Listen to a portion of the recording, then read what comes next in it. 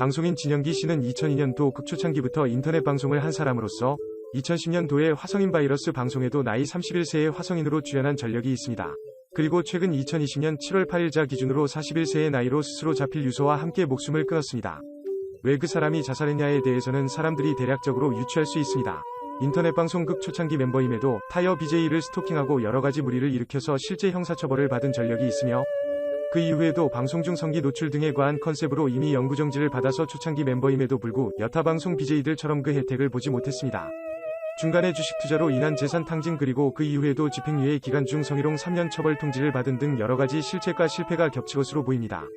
그러나 여기 이 내용에서는 그 사람이 단순히 모자른 인생을 살면서 자살을 했다라는 결론이 아니라 조금 더 깊게 들어가 보고자 합니다. 10년 전 화성인 바이러스라는 방송에 출연하는 그 시점에서부터 집안 환경을 보면 어머니랑 단 둘이서만 사는 장면이 나옵니다. 진영기 씨는 오래전부터 방송에서 진해 제국 또는 본인의 성명이 진워렌 버핏, 진엘론 머스크, 본인이 10년 뒤에는 세계 최고의 부자가 될 것이라는 둥 그의 이미지와 컨셉을 그와 같이 과장하여 잡았습니다. 그리고 그것을 가지고 화성인 바이러스의 김구라와 이경규 앞에서 말끔하게 수트 양복을 차려 입은 모습으로 이것이 바로 자기 자신을 비웃는 남들이 이해 못하는 자신만의 진지한 전략이며 남들이 비웃고 욕하더라도 일단 유명해지면 돈이 모인다 라는 나름의 철칙으로 하는 것이라고 말을 했습니다. 진영기라는 사람 본인은 지극히 진지하고 전략적인 방송상의 컨셉이라고 생각을 하고 본인이 프로페셔널이라고 생각을 했겠지만 지금 이 시각 본인이 그와 같이 생각을 했건 안 했건 시청자들이 그것에 맞춰주었건 아니건 솔직해져야 합니다. 김구라나 이경규나 정식 방송인의 눈 앞에서 비춰지는 진영기 씨 혹은 진워렌 버핏은 인생 평생을 장난처럼 사는 사람으로 보였을 겁니다. 그의 진워렌 버핏이라는 방송 테마부터 진영기라는 이름을 버리고 진워렌 버핏으로 개명까지 실제로 사람들 눈에도 그렇게 보이죠? 그리고 화성인 바이러스에 나와서 9년 후에는 세계 최고의 부자가 되겠다고 약속한 지 딱 9년 후에 사고사도 아니고 스스로 목숨을 끊는 형태로 자신의 이야기를 마감했습니다. 차라리 그 사람이 원했던 것처럼 진짜로 비현실적이지만 몇 조 원대의 부자가 정말로 되었다면 사람들 배는 아프게 할지언정 그게 더 나은 결론이었을 수도 있습니다. 아무리 막장이라도 그렇게 이야기가 전개된다면 평범한 사람들에게도 최소한 용기라도 주지 않겠습니까? 그런데 자살을 했다라는 것은 역시 현실은 현실이구나, 그리고 겉으로는 표현을 안 해도 내적으로 정말 고통스러웠겠구나 라는 생각이 들게 합니다. 진영기라는 이 세상 어떤 사람의 평생 인생처럼 내 인생이 장난인 것처럼 사는 인생은 정직하고 책임감 있는 인생보다도 훨씬 고통스럽고 훨씬 불행합니다.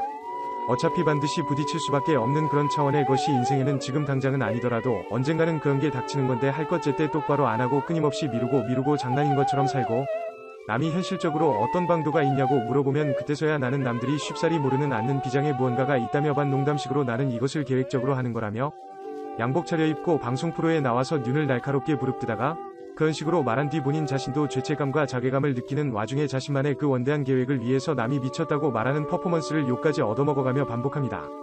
남들이 조롱하고 아니라고 비웃기 때문에 그에 대한 아집으로 내가 계획적으로 그랬다는 헛소리는 자존심은 지키지만 내가 어린 마음에 그랬다는 쪽팔림을 감당하기에는 너무 여려서 청년기에는 잠시 아직 어려서 현실을 몰라서 라고 사람들이 잠깐 웃고 지나갔겠지만 20년이 넘어서 나이가 40이 될 때까지 평생을 아무도 교조해주는 사람 없이 인생을 장난으로 일관하며 이런 식의 인생이 특별히 편하고 부담이 덜하다고 생각이 될지 모르지만 사실 그 사람의 내면은 썩어 들어가고 있는 것입니다.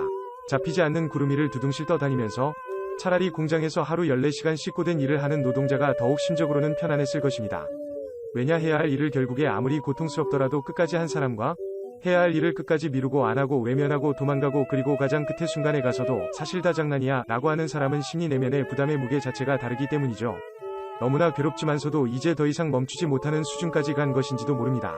나에게 부족했던 무언가를 정색 밟고서 단 한 번이라도 진지하게 끈적하게 밀어붙여서 근본 있는 성취를 이룬 경험이 단 한 번이라도 있다라면 그렇게까지 본인 얼굴과 실명까지 팔아가면서 대놓고 모욕당하고 욕먹으면서까지 방송 따위에 연연하지 않았을 텐데 단 한 번도 그런 것 경험한 것 없이 남에게 욕먹을 때도 조롱받을 때도 자신이 뭔가 처음부터 계획해서 그런 것이라는 양 단 한 번도 진지한 모습 없이 일평생을 장난인 것처럼 일관하다가 어느 날 어느 순간 남들이 보지 않는 순간에 유튜브용 방송캠이 꺼진 순간에 방에서 혼자만 있는 순간에 본인 스스로도 숨이 턱 막혔을 겁니다.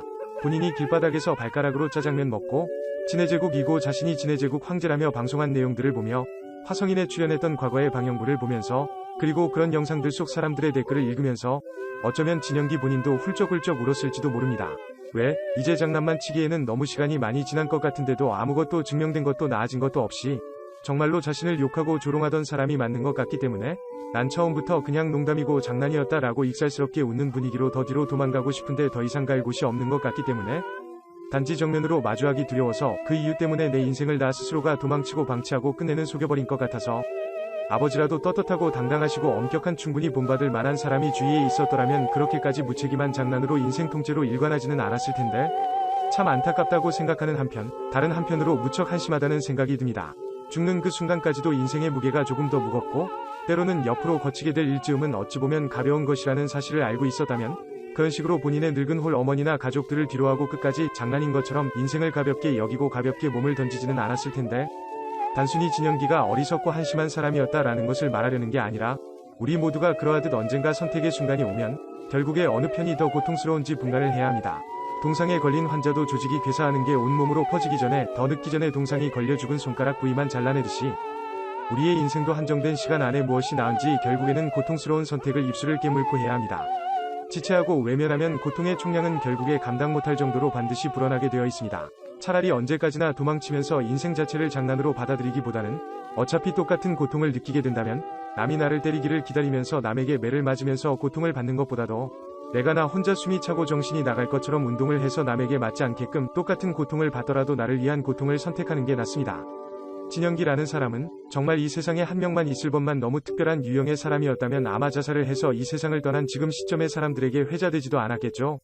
그런데 실상 진영기라는 인생을 항상 장난 그 자체로 일관하는 사람의 마인드들의 속내를 뒤집어 보면 그 사람의 마음가짐과 마인드는 우리 내에 가까운 누군가들과 너무 많이 닮아 있습니다. 한심한 관심종자 짓거리 하면서 이게 다 방송인 거고 기획이라고 하는 진영기 아닌 다른 많은 철없는 방송인들. 주식으로 부모 가족 돈 가산 탕진하고 오늘도 수업료 지불하면서 귀중한 기법도 하나 깨달았다는 아저씨. 스포츠 토토의 수학적인 확률로 돈 따는 시스템을 구축할 수 있다고 말하는 20대 청년. 자기가 이미 실패한 굴레에 빠져 있으면서도 남들이 너 도대체 뭐 하는 거냐 라고 물으면 비범하고 날카로운 듯한 표정으로 자기는 무언가를 준비하고 있다는 식의 그런 부류의 사람들. 본인의 인생에서 당장에 해야 할 것을 내팽개치고 핑계만 대고 도망치는 줄 모르고 비범한 무언가를 숨기고 있다고 다 계획이 있어서 그러는 거라 말하는 사람들. 그러면서 가장 기본적인 의무를 정면으로 직시하기에는 차마 용기가 없는 사람들. 결국 시간이 지나고 나면 결과가 그 사람을 말해주는 것입니다. 그런데도 그 사람들은 계속 도망칠 것입니다.